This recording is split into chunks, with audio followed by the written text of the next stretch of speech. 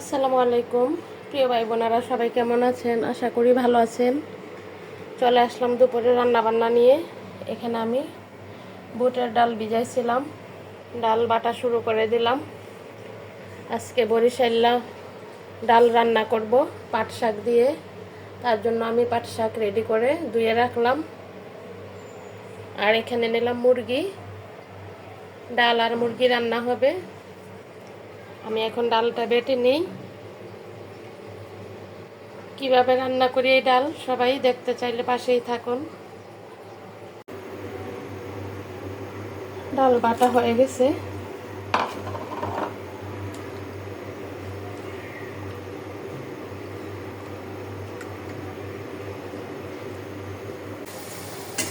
এদিকে আমি বসায় দিচ্ছি মুরগির মাংসটা। পেঁয়াজটা হয়ে গেছে, মশলা দিয়ে দিই।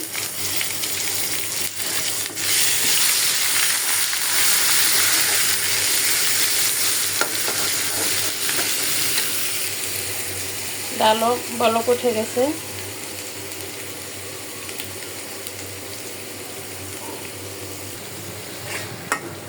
মুরগির মাংসের মশলাটা কিন্তু কষানো হয়ে গেছে। এখন আমি মাংস দিয়ে দেব।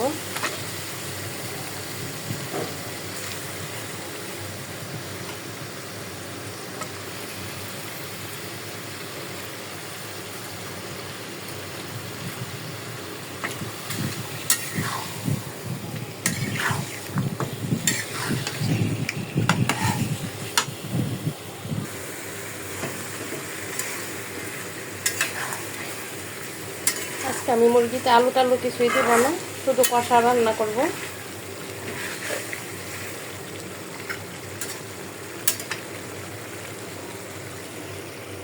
এদিকে আমার ডালও সিদ্ধ হয়ে গেছে। আমি এখন পাট শাক দিয়ে দিলাম।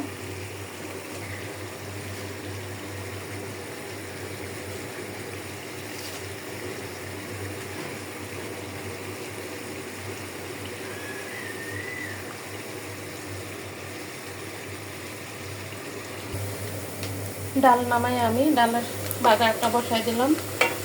পেঁয়াজ রসুনের সাথে দিয়ে দিলাম 4-5টা শুকনো মরিচ।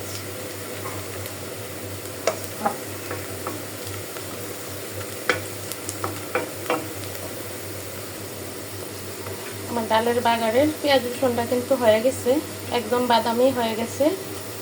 ডাল বাগার একটু কড়া না হইলে ভালো গ্রান আসে না।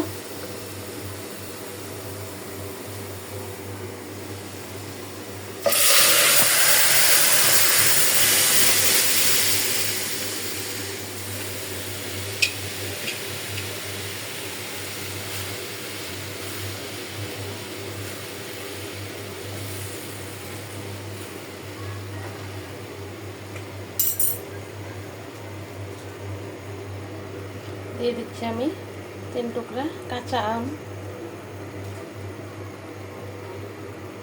বেশিরভাগ বরিশালের মানুষেরাই এভাবে পাট শাক দিয়ে, ডাল দিয়ে, কাঁচা আম দিয়ে রান্না করে। দেখলে কিন্তু লোভনীয় মনে হয়, আর ভাতের সাথে খেতে কেমন লাগবে সবাই বলবেন। শাকটাও কিন্তু রান্না হয়ে গেছে। আর এদিকে মুরগিও তাই হওয়ার পথে আমি এখন নামিয়ে ফেলব। আমার রান্না কিন্তু কমপ্লিট হয়ে গেছে।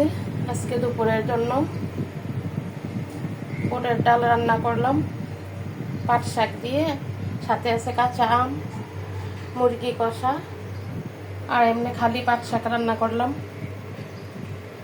ভিডিওটা আর বড় করব না। আমার ভিডিও কেউ দেখেন না এটা জানি, কেউ কেউ দেখে। আমি সবাইকে অনুরোধ করছি আমার ভিডিও সবাই দেখবেন, দেখে লাইক কমেন্ট ও শেয়ার করে দিবেন, সাবস্ক্রাইব করে দিবেন। সবাই ভালো থাকবেন। আসসালামু আলাইকুম।